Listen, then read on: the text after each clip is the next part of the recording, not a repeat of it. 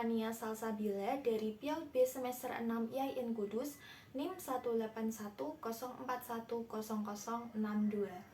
Pada kesempatan kali ini saya akan menjelaskan maket yang sudah saya buat untuk memenuhi tugas UAS mata kuliah Desain Interior dan Eksterior Anak Usia Dini. Nah, pada video berikutnya saya akan memaparkan tentang maket sekolah impian model kelompok pengaman.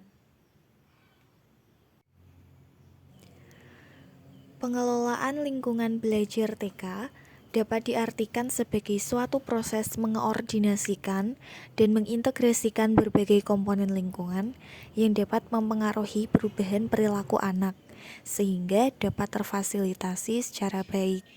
Jadi, pengelolaan diartikan sebagai segala usaha yang diarahkan untuk mewujudkan suasana belajar yang efektif dalam mencapai tujuan belajar anak. Nah, dengan demikian, upaya pengelolaan lingkungan belajar dimaksudkan agar lingkungan mampu menstimulasi anak-anak berpartisipasi dalam kegiatan belajar dengan optimal, sehingga semua tujuan belajar dapat tercapai sesuai dengan apa yang diharapkan.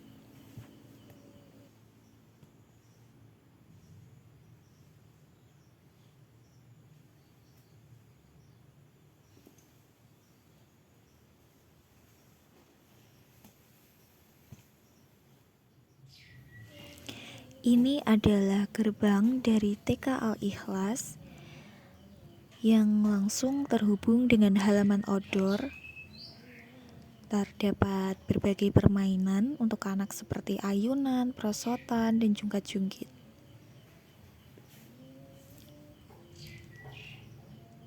Lalu terdapat aula, kemudian ruang kelas dengan model kelompok pengaman, kamar mandi, perpustakaan, UKS, gudang, ruang makan, dan juga ruang guru.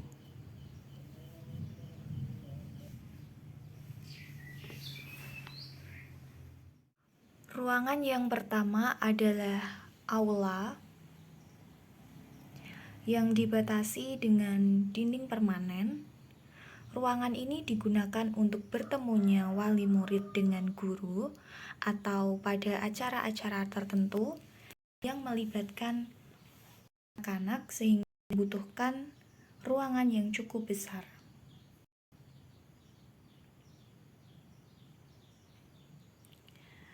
Selanjutnya adalah ruang kelas dengan model kelompok pengaman menggunakan dinding permanen sehingga kedap suara dan juga disetting dengan warna-warna cerah untuk menstimulasi anak supaya lebih semangat dalam belajar.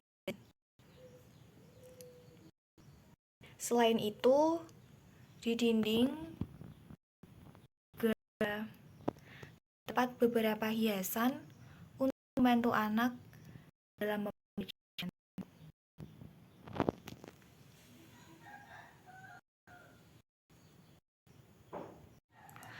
Alasan saya memilih model kelas kelompok pengaman adalah supaya anak lebih kondusif dalam kegiatan belajar dan mengajar.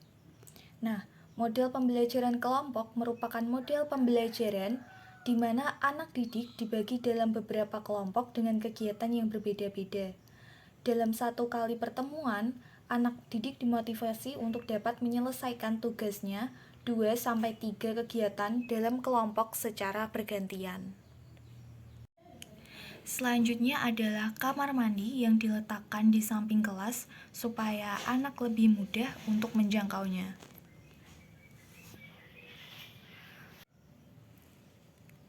Kemudian adalah perpustakaan. Ruang perpustakaan merupakan sarana yang sangat penting di TK. Anak dapat memulai belajar mencintai buku, terbiasa dengan buku, dan menggali pengetahuan melalui buku. Nah, pada ruangan miniatur kali ini, sengaja perpustakaan saya buat dengan ukuran yang cukup besar supaya dapat menampung beberapa koleksi buku sehingga dapat bermanfaat untuk anak-anak dalam kegiatan belajarnya. Ruangan berikutnya merupakan ruangan UKS yang digunakan untuk mengantisipasi jika terjadi kecelakaan pada anak-anak sehingga dapat mendapatkan pertolongan pertama. Selanjutnya adalah gudang, yaitu ruang untuk menyimpan barang-barang penting. Untuk menyimpan beberapa barang yang harus tersimpan di dalam ruangan yang tertutup dan aman, seperti bahan-bahan pembersih, media pengajaran, catatan-catatan tentang anak dan karyawan sekolah, catatan-catatan bisnis, dan barang-barang pribadi para guru atau tenaga pendidik lainnya. Selanjutnya adalah ruang makan. Ruang makan sengaja ditempatkan terpisah dengan ruang kelas supaya anak-anak dapat belajar disiplin dan tertib dalam menempatkan barang atau makanan.